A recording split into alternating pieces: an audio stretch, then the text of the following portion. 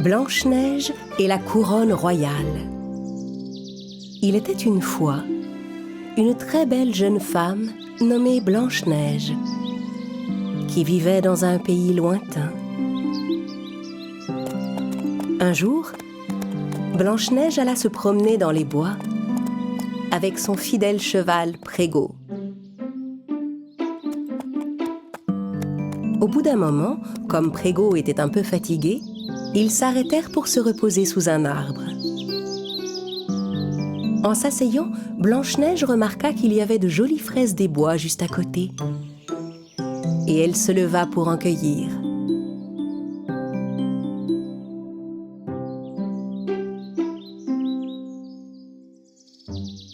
Les fraises des bois sont tellement bonnes, je pourrais en manger des poignées entières, Prégo. La princesse tendit quelques fraises des bois à Prégo, qui les mangea avec plaisir, car la promenade lui avait ouvert l'appétit. Puis ils se remirent tranquillement en route.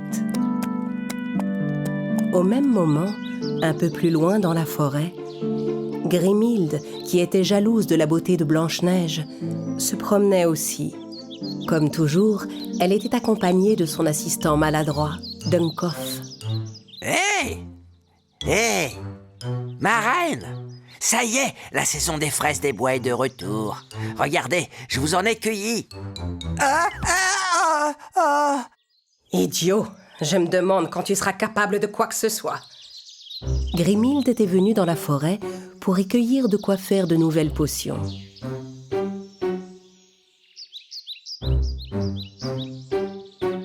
Et un peu de cette herbe, ce sera parfait. Tiens-moi ça. Ma reine, je n'arrête pas d'éternuer. Parce que c'est une herbe à éternuer, Dunkoff.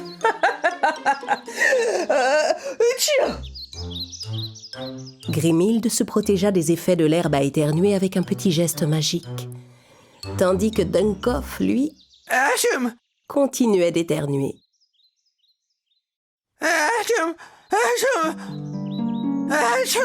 À cet instant, quelque chose qui brillait entre les arbres attira leur attention. Tu as vu ça? Attends-moi ici. Je vais aller voir de plus près ce qui peut bien briller comme ça là-bas. Tandis que Grimhilde s'approchait tranquillement de l'objet brillant entre les arbres,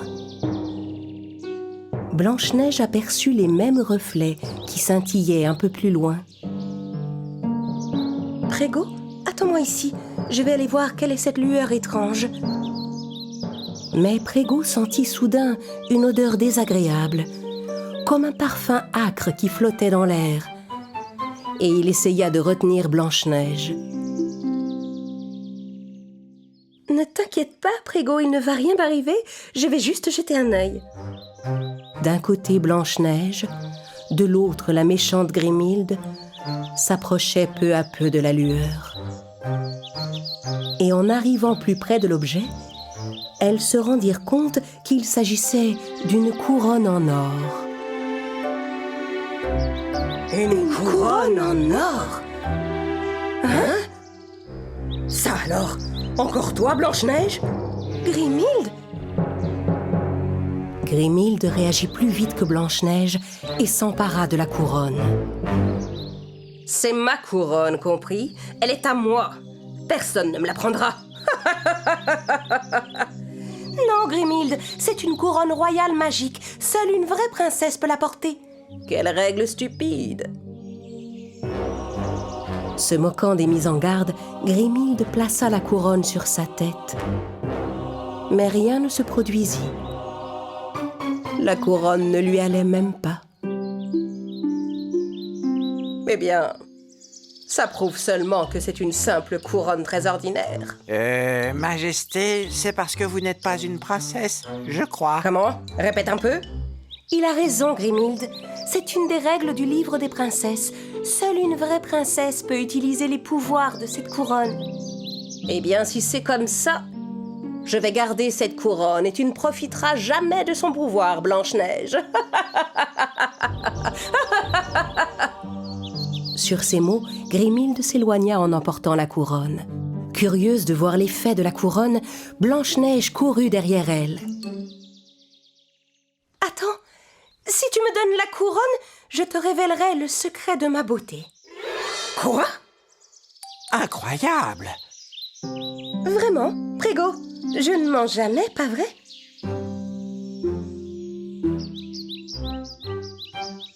Grimhilde désirait plus que tout au monde connaître le secret de la beauté de Blanche-Neige. Très bien, c'est d'accord. Mais ça ne va pas être facile de gagner cette couronne. Avec le petit miroir magique qu'elle gardait dans sa poche, Grimhilde fit apparaître 3 boîtes identiques.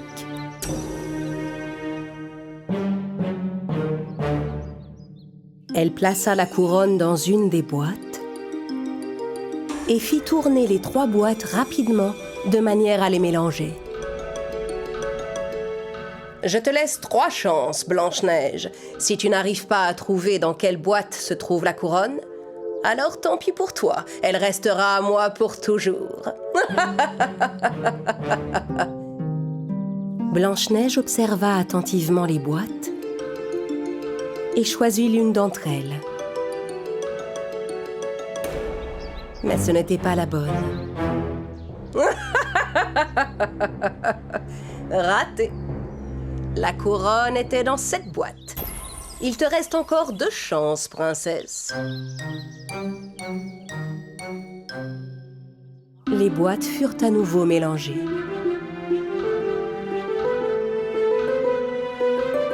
Cette fois, la princesse fit bien attention de suivre des yeux la boîte avec la couronne. Quand les boîtes s'arrêtèrent de tourner, elle fit son choix. Mais elle s'était encore trompée. La couronne était juste là, dans cette boîte. Cette fois, c'est ta dernière chance, Blanche-Neige. On doit être plus attentif, Prégo. Regarde toi aussi. Grimhilde remit la couronne dans une des boîtes et recommença à les mélanger avec son miroir magique. Blanche-Neige et Prégo ne lâchaient pas la boîte des yeux. À la fin, ils désignèrent tous les 2 la même. Et ils trouvèrent la couronne. Non! Mais non! C'est impossible! On a fini par la trouver. Maintenant, tu peux rendre la couronne royale à sa vraie propriétaire, Grimhilde. Moi. Non! Pas question! Je la garde! Je l'ai trouvée la première, elle est à moi!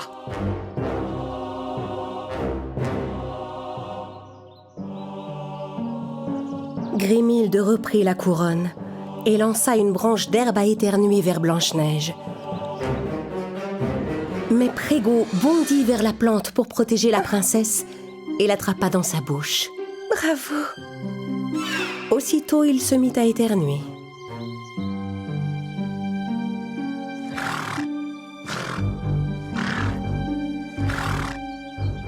Prégo, tu devrais manger des fraises des bois. Je pense que ça te ferait du bien. En regardant autour de lui, Prégo aperçut les fraises des bois que Dunkov tenait dans sa main. Il se précipita vers lui, renversa le vieil homme et mangea toutes les fraises. Achou! C'était ces fraises qui m'empêchaient d'éternuer. Achou! Tu dois tenir ta promesse, Grimhilde, sinon je ne te révélerai jamais le secret de ma beauté.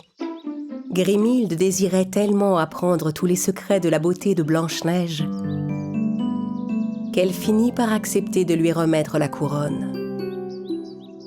Elle n'est même pas jolie, de toute façon. C'est une couronne banale. Je suis sûre qu'elle n'a aucun pouvoir. Tiens, prends-la si tu y tiens tant. Maintenant, je t'en supplie. Dis-moi, Blanche-Neige, dis-moi comment tu fais pour être si belle. Tu manges quoi? De la terre noire? Tu te fais des masques de plantes? Quel est ton secret? Hein? C'est quoi? Dis-le-moi. Blanche-Neige, regardant Grimhilde de toute sa beauté, révéla son plus important secret, comme elle l'avait promis. Ce n'est rien de ce que tu as mentionné. Le secret de ma beauté, c'est tout simplement d'avoir bon cœur, Grimhilde. Quoi? Avoir bon cœur? C'est absurde. Le vrai secret de la beauté, c'est d'avoir un cœur plein de bonté, un amour profond pour les gens, les animaux et la nature. Tu comprends? Crois-moi, je te dis la vérité. Sur ces dernières paroles, Blanche-Neige monta sur son cheval Prégo. Puis elle mit la couronne royale sur sa tête et commença peu à peu à disparaître devant eux. Trouve la bonté au fond de ton cœur. Grimhilde et Duncoff n'en croyaient pas leurs yeux. C'était donc ça? La couronne royale a le pouvoir de rendre invisible. Comment puis-je avoir un bon cœur? Je dois aller consulter mon grimoire. Ôte-toi de mon chemin, Duncoff. Blanche-Neige retourna au château avec la couronne royale. En rentrant, elle rangea soigneusement la couronne, puis alla retrouver le prince Charles. Ses amis, les 7 nains, accoururent pour accueillir Blanche-Neige. Blanche-Neige, tu nous as rapporté des fraises des bois? Oui, un gros sac rempli de fraises des bois vous attend dans le jardin. Oh, c'est Merci, vrai, Blanche-Neige, c'est vraiment merci très à bon nous. les fraises. Oui, Je te remercie, c'est Blanche-Neige. magnifique, vraiment de penser à nous. Blanche-Neige. Allons manger, les amis. Les bonnes fraises des bois, ouais. On va se régaler. On va se régaler. Allons dans le jardin. Vive les fraises. Tu es tellement gentille et attentionnée, Blanche-Neige. Tout le monde peut choisir d'être attentionné envers les autres. Tandis que Blanche-Neige et ses amis se régalaient de toutes ces bonnes fraises des bois, la méchante Grimhilde essayait désespérément de se fabriquer un bon cœur en faisant toutes sortes de potions. J'y suis presque. Cette fois, je sens que je vais y arriver.